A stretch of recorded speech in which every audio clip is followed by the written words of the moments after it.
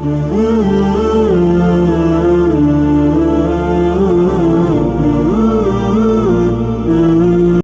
بالله من الشيطان الرجيم بسم الله الرحمن الرحيم وقد نزل عليكم في الكتاب أن إذا سمعتم آيات الله يكفر بها ويستهزأ بها فلا تقعدوا معهم حتى يخوضوا في حديث غيره إنكم إذا مثلهم إن الله جامع المنافقين والكافرين في جهنم جميعا وقد نزل عليكم او یقینا اللہ تعالی نازل کړی پتا سبحانه فی الکتاب فقرآن کریم کې اندا خبره اذا سمعتم کلا چې تاسو اورئ آیات الله آیاتونو د الله تعالی لرا یکفر بها چې انکار کولی شي په دې سره ويستهزأ بها او ټوکی کولی شي په دې سره فلا تقعدوا معهم فاستاسو مکنه دی سرا حتی یخوضوا تردی چی دی مشغول شي فی حدیث غیره فخبر د دین علاوه کی انکم اذن بیشکتاسو پدا وقت کی مثلهم پشان د دیه ان الله بیشک اللہ تعالی چی دی جامع المنافقین والکافرین جمع کون کے دے منافقان لرا و کافران لرا فی جہنم فجہنم کے جمیعا طول ادی محکیات مبارکہ کے دا منافقانو دا کافران سر دا دوستے بیانو او دا دوستی و تعلق و پدینیت بانے قائمی چھ منگتا دا کافران نا عزت و غلبہ و قوت ملو شي دی آیت کې بیان دی چې دا د یو مؤمن د ایمان او د اسلام د غیرت نه خلاف ته چې ته یو کافر سره کینې او هغه سره دوستي وکړې او تعلق قایم کړې کافر هو د خولې نه آزاد دی کله به ستا مذهب پورې کله به ستا کتاب پورې کله به الله تعالی پورې کله پیغمبر پورې او کله مذهبي شعار پورې به خندا کړي مذاق به کړي او تا سرناسی دوستی و سرکائی میں تعلق و سرکائی میں سبا طویل نشی جواب بنش ورکولی دا دی یو مومن مسلمان دا غیرت نه خلاف تا چې دا سے کافران سر تعلق قائمولو جگہ دستا مذہب او اسلام او قرآن او اللہ تعالیٰ پر مذاق و استہزاء کی آیت کے تنبیہ دا چې دا سے خلق و سربنکینے چاہی دا اسلام سره خنداگانی کی و مذاق کی و دا اللہ دا ایتون نا انکار کی کتاسو سرکی ناستے نو تاسو اغی پا گناہ کی و برابر شو شریک شوئے دا سی کافر سره دا سی و انسان سره و تعلقم نکائمے چاہستا دا کتاب او یا دا مذہب بارکی خنداگانی کی و استحضاء کی نایت کی مسلمان تم دیو پیغام دے چر دا سی مجلسونو نا او دا سی زینو نا اور ادا سے خلق نہ مکمل اجتناب کے کاغذ خپل دے او کپردی دے کہ مسلمان دے او کہ کافر دے کار سوک دے کو لبرل دے آزاد دے آغا قرآن پر استہزاء کی مذاق کی یاد پیغمبر پورے او یاد اسلام یو حکم پورے یا یو سنت طریقے پورے کستا یو قریبی دوست ولی نہ دے اور رشتہ دار ولی نہ دے او چاہا بے باک دے ادب پکی نشتا او اسلام یو حکم پوری د اسلام یو طریقے پوری پیغمبر علیہ السلام یو طریقے پوری مذاق او استہزاء کی یا پدا سے انداز کے خبر کی چې بے ادبی وی ناغسر و دسر کینی نا ستا د ایمان او د غیرت دا تقاضا را چې هغه فورا د خبرې نه منی کا او کاغه نشه منی کوی ته د غزې نه را پاسه هغه ځای کې ناس تکولو خاموشی اختیارولو هغه د خبرې تایید دی او گویا کہ تم اغسر پا دی گناہ کے شریک شوی دا دیر دا احتیاط خبر درن سوا دکا چه خلق آزاد شوی دے خلق بے باک شوی دے دا آزادی پنم بانے دا مذہبی آزادی پنم بانے او دا رائے دا آزادی پنم بانے خلق دیر سوسوائی داسې ملګرو نه د داسې مجلسونو نه داسې ځایونو به مکمل بیا اجتناب کې.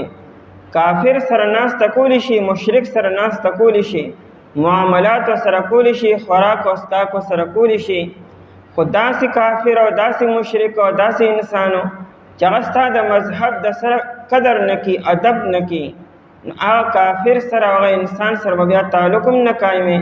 او کینې به ورسره هم نه. منافقانو کې دا مسله وه چې دوی به یهودو سره کېناستلو، نو یهودو به کله کله د قرآن د آیتونو باره کې مذاق وکړو، استهزا به یې کوله، او دې منافقانو به دونه نشو کولی چې داسې کم از کم مه وایئ. نو قرآن د آیت کې دا تنبیه کې چې داسې خلکو سره به د سره کېنئ نه، کني تاسو هم د هغوی په شان شئ په ګناه کې او په وبال کې. وی الله تعالی به د قیامت پر منافقان او کافران یو ځای په جهنم کې جمع کړي، څنګه چې دنیا کې دې د شپې یو ځای کېدل به الله به جهنم کې یو ځای کړي. وقد نزل علیکم، او یقینا الله تعالی نازل کړی دی په تاسو باندې دا مخکې چې کوم منافقانو او کافرانو سره دوستی کوله، تعلق یې قایمو، هغوی ته وایي چې په تاسو الله تعالی دا حکم مخکې نازل کړی دی. هغې کې اشاره دا 9 سپاره کې آیت دی سورة الانعام کې، وَإِذَا رَأَيْتَ الَّذِينَ يَخُوضُونَ فِي آيَاتِنَا فَأَعْرِضْ عَنْهُمْ حَتَّى يَخُوضُوا فِي حَدِيثٍ غَيْرِهِ. الکه الله تعالی فرمایي چې کله داسې خلک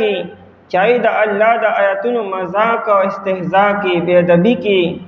نو ته هغه ځای کې د سره کښېنه مه. فَأَعْرِضْ عَنْهُمْ، اعراض وکړه، د هغه ځای نه راپاسه، د هغه ځای نه مکمل بایکاټ وکړه. دا آیت مکی دور کې نازل شوی دی، قرآن کریم کې وروستو دی د دې ځای نه. دا 5مه سپاره ده، هغه په 9مه سپاره کې دی، لیکن د نزول په اعتبار سره هغه آیت مخکې دی، او دا آیت وروستو راغلی د مدینه منوره کې نازل شوی دی، او هغه آیت مکه مکرمه کې نازل شوی دی. نو آیت کې دا بیان دی چې کوم خلکو د الله د آیتونو پورې مذاق او استهزا کی او باطل تفسیر یې کی او باطل تاویلات او توجیهات پیش کی، نای سره کینما اعراض وکړه او پاستینه. او د آیت کې دا بیان دی چې د سره دې سره به کینې نه، خبر به د سره اورې نه. وقد نزل علیکم، او یقینا الله تعالی نازل کړی دی په تاسو باندې فی الکتاب، په قرآن کریم کې. هغه آیت الله تعالی مخکې نازل کړی دی مکی دور کې. ان دا خبره اذا سمعتم آیات الله، کله چې تاسو واورئ د الله تعالی آیتونو لره، د الله آیتونه نازلیږي یا مخکې چې کوم نازل شوي د آیت تلاوت کیږي په یو مجلس کې، او تاسو واورئ چې یو کافر دی، یو بدعمل انسان دی، هغه د آیت پورې استهزا وکړه چې دا لا څه دي، دا لا څنګه حکم دی، دا لا څنګه آیت دی، یا دا دې کې لا څه ویلي شوي دي، دا د پخواني دور خبرې دي، داسې قسمه خبرې شروع کړي، نو اول هغه منې کا.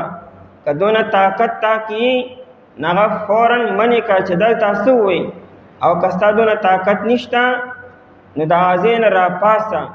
دا راپاسېدل دا دلیل دی چې ستا په دې خبره زه تا سره تایید نه کومه، خوشحاله نه یم، نو هغه ځای نه بیا راپاسه. یکفر بها، چې انکار کولی شي په دې سره، د الله د آیتونو نه انکار کولی شو. ویستهزأ بها، او استهزاء مذاق کول چا پورې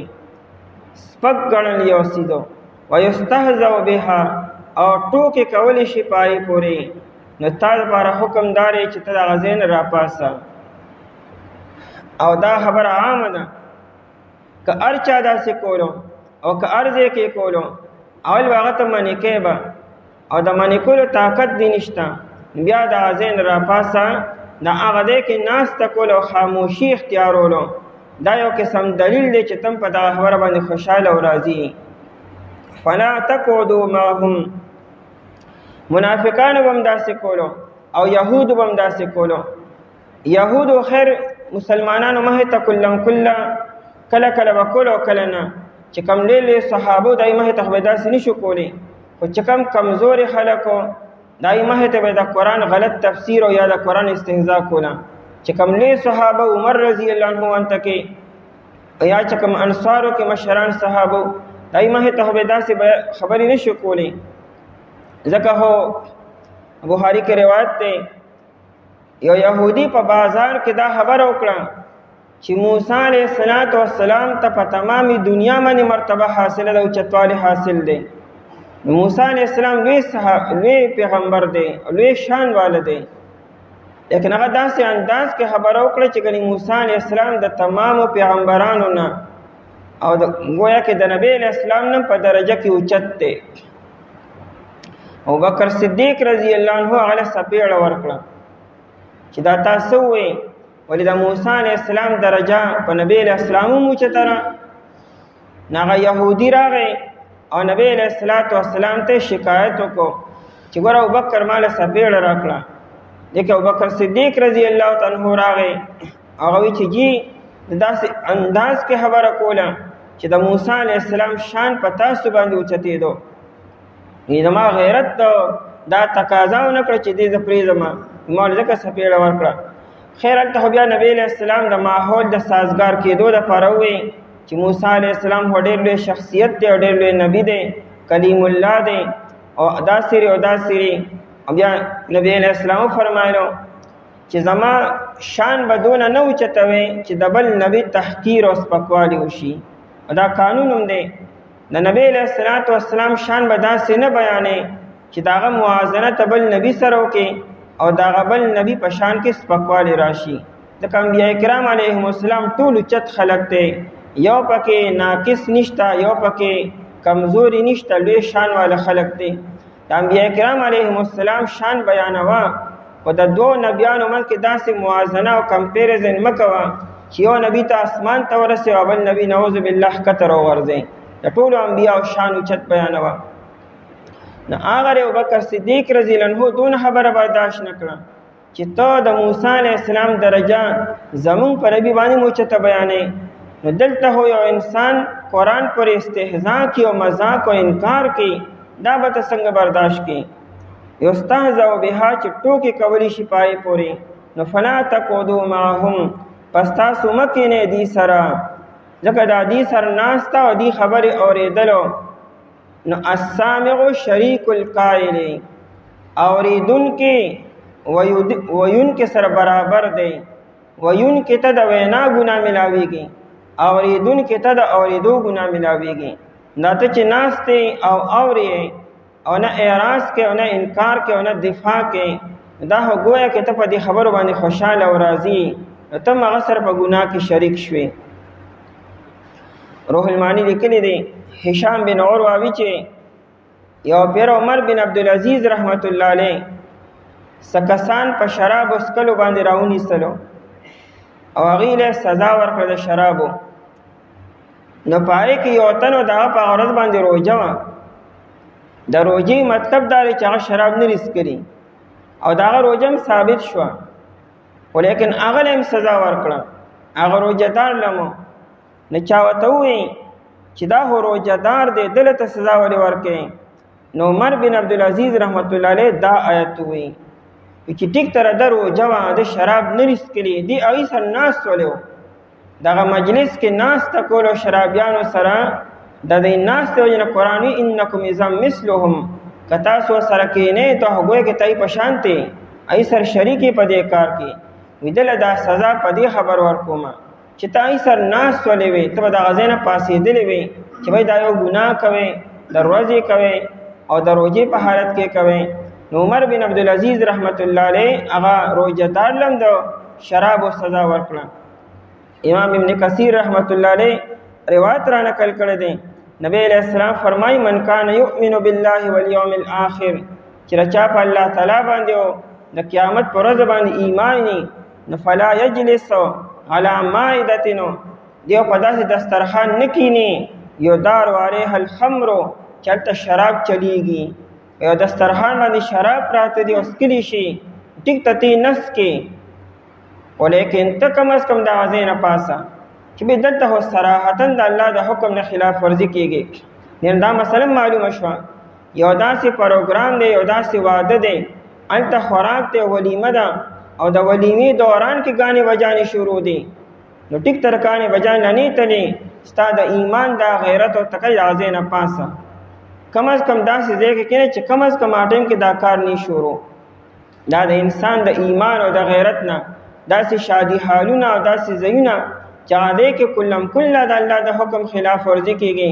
او ته سرناستې ته ستا د ایمان څه غیرت او څه تقاضا نه چې تا هلته کې ناست او را خوراک کې کم از کم ته د هغه ځای نه راپاسه دونه وس او دونه طاقت خو ستا شته کنی تم آئی سر پا دی گناہ کی اغا شریکی فلا تقعدوا معهم پس تاسو مکینے معهم دی سرا حتی یخودو فی حدیث غیری ہاں کئی اغا بحث پری خودو ستا پا پاسیدو باندی ستا پا انکار باندی او دفاع باندی اغوی چیر ٹک تا غلطیو شوا بدا بحث بدی دے کہ بند کو نبکو دا خبری نور خبری با شروع کو بیا و سر کے ناستے دیشی ځکه ستای سر ذاتی دشمنی نه ده دا دشمنی او دا نفرت خو په دې خبره چې ستا مذهب د سپکګوي ستا د مذهب استهزاء کی او ستا د مذهب خندا ورکوي کی په دې وجه تاسو دشمنی وکې کای توبه تایب شو انکار او کچبټیک ته دا نه وایو یا کتناست نو خیر دی حتی یحودو فی حدیث غیره تر دې چې دی ننوزی خاد یحود منه غسنا ننوتلو حتی یخودو تردی چی دی ننوزی او مرادی مانا تردی چی دی مشغول شی فی حدیث غیره پا خبر بلکی دغه د استهزاء او د مزاح خبره پری خو دی او نور خبرو کې مشغول شو بیا ټیک تاک تاکي سرناس تکول شي ابن عباس رضی الله تعالی عنہ فرمایي تفسیر مظهری دا قول لا نقل کړی دی په دیات کې دا خبرم ثابت شو چې کيو دی کې د قران او یا د دین غلط تعویل کیږي غلط مطلب بیانېږي یو آیت ته یو حدیث ته یو مذهبي کتاب دی د قران تفسیر غلط انداز کې بیانېږي کم چې جمهور د اهل سنت والجماعت چې کم نهج او کم طریقہ داینه ہٹ کر عقلی طور باندې او فلسفیانه انداز کې او د جمهور د تفسیر نه ہٹ کر تفسیر بیانېږي یغم په دې کې داخل دی هغه تفسیر ته باندې کینی هغه حدیث ته باندې کینی هغه درس ته باندې کینی هغه لیکچر ته باندې کینی به اوري ځکه دا الته کې ناس تکول او تداعی بیا دفاع نشي کولی انکار نشي کولی او جواب نشي کولی استاد الته کې ناس تا گویا کې داعی د خبرې ته تایید کې ابن عباس رضی الله عنه فرمایي وی دخل فی هذه الآیه په دې آیت کې داخل شو کل محدث فی الدین په دین کې هر یو نوې خبره چې هغه اهل سنت والجماعت نه کیو دی او تن شروع کړه او دین باندې کې لګیا دی او کل مبتدع الی یوم القیامه تر قیامت پورې چې کوم نوې کارونه خلق کی هغه په دې کې داخل دي داسې مجلس کې داسې کې بناستنه کې د فتنې دور دی قسم قسم فتنې راځي خاص طور په سوشل میډیا باندې نه هر یو لیکچر اوریدل پکار دی نه هر یو سکالر ټچ کول اوریدل پکار دی هغه د دین او د قران او د اسلام مذهب کی غلط انداز کې پیغام ورکی او ته پوهیږي نه د مذهب ته پوره پته نشته دی پته یې کم دی کې به گمراه شي کم طرف ته ولړ شي نه ارس اوریدل پکار دی او نه ارس قتل پکار دی چې کم صحیح تفسیر صحیح حدیث او صحیح وضاحت او تشریح هغه اوریدل پکار دی انہوں مکمل اجتناب پکار دی حتی یخودو تردی چی دی مشغول شی و ننوزی فی حدیث غیره پا خبر غیره دا دین علاو بلکی او کچرتان تا ناستے کنا او بیشکتے دو سر شریک نیما پڑک و تا نفرت پا نظر گوری خو خبری اوری خبر د انسان په ذهن کې کوزیږي یو خبر وستا په ذهن کې کینی هغه به داسې چې ستا په ذهن کې بکار وکي او بیا به خپل ذهن صفا کولی نشي نبی علیہ السلام فرمای المرء علی دین خلیله سړی د خپل دوست په دین باندې وي چې چا سر کې نه دا عادتونه به اختیارې داغه مزاج بستا مزاج ګرځي هغه شان به بیا تمه ځکه اصل ناس تو پاس ته دغه جامو دغه خبرو دغه طور طریقې به تاکي خود بخود سرایت بکی راضی با وی فل ينظر احدکم من یخالل یو سړی دی وګوري چا سره دوستی کوما دا دوسته قابل دی او کنه دا مجلس د ناس ته قابل دی او کنه دی کین مکمل اجتناب پکار دی نبی علیہ الصلوۃ والسلام فرمایي یو وخت براشي چې د یو سړی بهترین متاع چې دی، بهترین دنیا چې ده هغه د بیزي چې دی د خپلې بیزي نه سروالي او د غر سر ته وخیږي او د بیزو پیس کی او بس د الله عبادت کی، یعنی د خلکو نه لرې لاړ شي، یا د یو ونې ویښ کې کینی یا د یو غر سر ته وخیږي. ځکه چې شهر کې به فتنې ډېرې زیاتې وي. اوس کدی په دې فتنو کې دننه پاتې شو او نه کیدی شي ګمراه شي، ته نه واړې لیکن خود به خود به فتنې پتا باندې راشي. وی انسان چې خپل دین بچ کی او د غر سر ته لاړ شي، دی په نفع کې شو، دی فایده کې شو. دجال له به یو سړی په دې اراده و داسې مناظره کومه، په دې اراده به دجال له لړ شي. دجال خو ډېر غټ دوکه‌باز دی او دې لاړ هغه سره مناظره کوله او تر دې چې په مناظره کې به دې فعل شي د دجال به تایید وکړي او د دجال پیروکار بشي. مطلب د حدیث تا دی چې د فتنې ځای هم نه ورته پکارو، نندارم نه پکارو، که ننداره کې ځان ته به دې راکاږي، ځکه ای داسې جادو کې په انسان باندې چې ته به ځان خبرو نه هلته به ورغلی وي.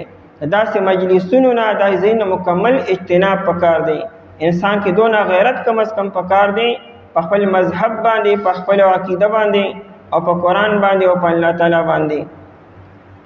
ابو هريره رضی الله عنه مور وا، مسلم شریف کې روایت دی، ډیره سخت مزاج وا. ابو هريره رضی الله عنه ته دعوت ورکو، نه به کله سوي او کله سو. یو ورځ د نبی علیہ السلام په شان کې ډېر نازیبا کلمات استعمال کړو او ابو هريره په چغو چغو جړل او راغی نبی علیہ السلام ته. او نبی علیہ السلام پوه شو ولې ابو هريره ویږي مور منن هغه سوي چې په دې خپل خولې نشم ویلې. نو خبر پدې چې یو همي مور ده، خو بل خو د نبی علیہ السلام په شان کې خبرې څنګه وکړي. نو جړل نبی علیہ السلام چې جی نماز مور ته دعا وکړي. مسلم شریف کې روایت ده، نبی علیہ السلام لاس اوچت کړو، اللهم اهدي ام ابي هريره، اے الله د ابو هريره مور ته هدایت وکړي. ابو هريره منډه کړې کوړتا چې دلته نبی علیہ السلام دعا وکړه، ګورم چې دعا مخکې رسی او کنه ته هدایت مخکې ملاويږي. دی چراله من ور بندو او دنه د ابو आवाज راتو. نو زپو شو مور می چې تا غسل کی،